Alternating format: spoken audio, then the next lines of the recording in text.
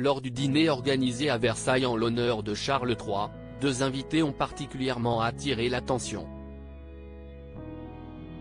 C'est Stéphane Bern qui le dit.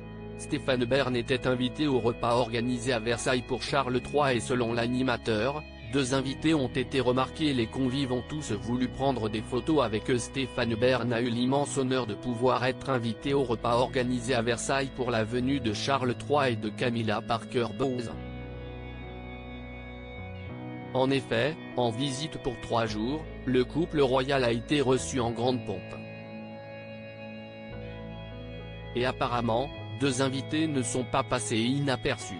Au micro de BFM Télévision, l'animateur de France Télévisions est revenu sur ce dîner, à la sortie du château.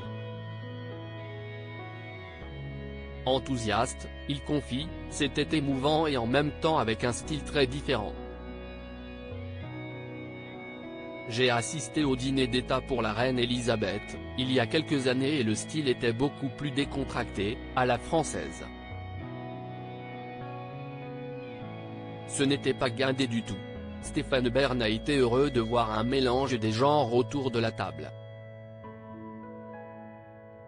On parlait rugby avec le président de la fédération.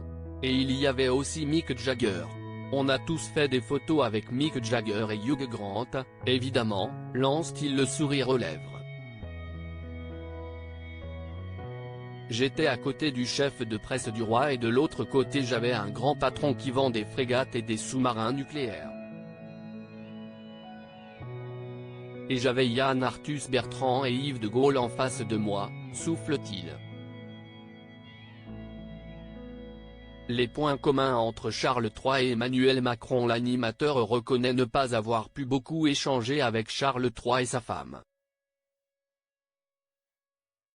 Sur Europe 1, Stéphane Bern s'était confié sur la complicité entre Emmanuel Macron et Charles III. D'abord, les deux hommes se connaissent assez bien depuis le sommet de Glasgow et Emmanuel Macron s'était rendu au 80e anniversaire de l'appel du 18 juin du général de Gaulle.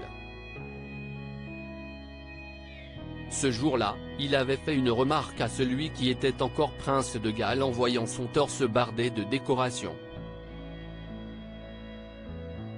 Il était très impressionnant et le futur roi avait fait une pointe d'humeur en disant que c'était comme cela quand on attendait très longtemps.